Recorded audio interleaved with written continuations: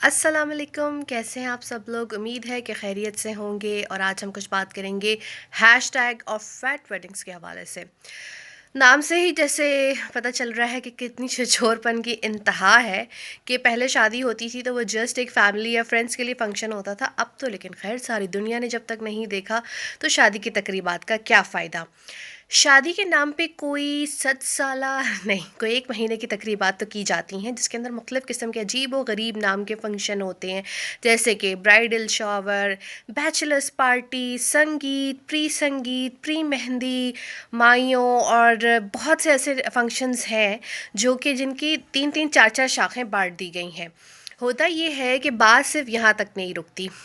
Designers को higher किया जाता है, महंगे-महंगे ब्रांड से कपड़े चीज़ें ख़रीदी जाती हैं, ज्वेलरी, बड़े-बड़े डिज़ाइनर्स जो हैं वो इवेंट को ऑर्गेनाइज़ करते हैं और दूल्हा-दुल्हन की बहुत कोशिश होती है उनके घर वालों की हम सबसे अलग नज़र आएँ, जिसके चक्कर में वो अलग लगने के चक्कर में अक्सर छिछोरे लग रहे होते हैं। माज़रत के साथ मैं ये कहूँगी, कोई जी केक में आ रहा है तो कोई फूलों में आ रहा है, कोई भग्गी में आ रहा है, कोई घोड़े पे आ रहा है, आई एम श्योर कि कोई गधे पे भी आएगा ज़रूर।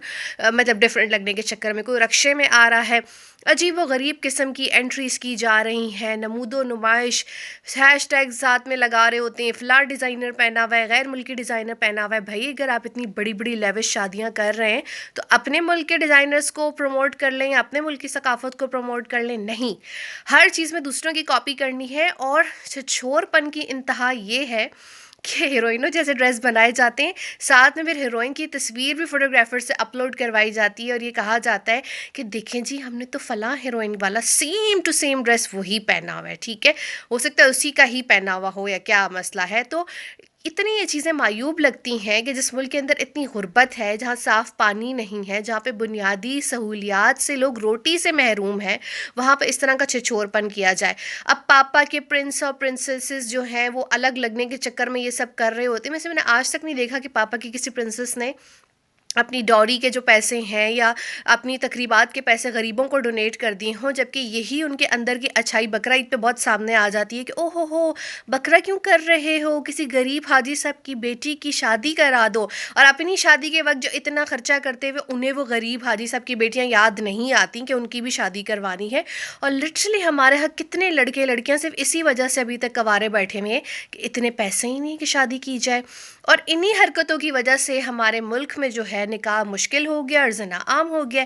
अफेयर चलाने को लोग बहुत आसान समझते हैं, आओ भाई गर्लफ्रेंड बन जाओ और रिलेशनशिप में चले जाते हैं, लेकिन शादी करना बहुत मुश्किल हो गया है क्योंकि इतनी रसूमात हैं कि जी एक संगीत हो रहा है तो मेहंदी हो रही है, तो फिर मेहंदी का फिर संगीत हो रहा है, फिर शादी हो रही है, शादी के बाद कवाली नाइट हो रही है, फिर वलीमा हो रहा है, वलीमे के बाद फिर और बाहर के मुल्कों की डेस्टिनेशन ली हुई है, मेहमानों को ले लेके वहाँ जा रहे हैं। भाई करें, अगर आपको इतना पैसा दिया हुआ है, लेकिन इतनी नमूदो नुमाइश, ब्लॉगर्स हायर कर लिए हैं, फोटोग्राफर्स हायर किए हुए हैं जो कि हैशटैग एक एक महीना चलाते रहते हैं, जी हमारी चप्पल पहनी हुई है, हमारा लहंगा पहना हुआ है, हमारी पिन लगाई हुई है, हमारी पलकें लगाई हुई हैं, हमारा कुल्ला पहना हुआ है, हमारा घोड़ा आया हुआ है।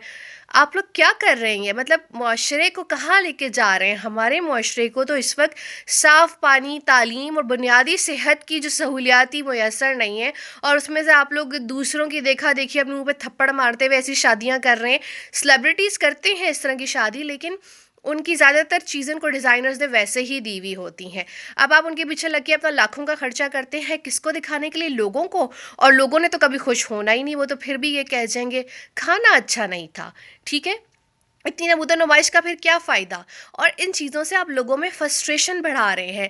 कितने लोग इन चीज़ों को अफोर्ड नहीं कर सकते, उनके दिल पे ये देख के क्या गुजरती होगी, इससे आपको नज़र लगने का भी ख़तरा है। लेकिन वही बात कि आप लोग बाज आने वालों में से तो है नहीं।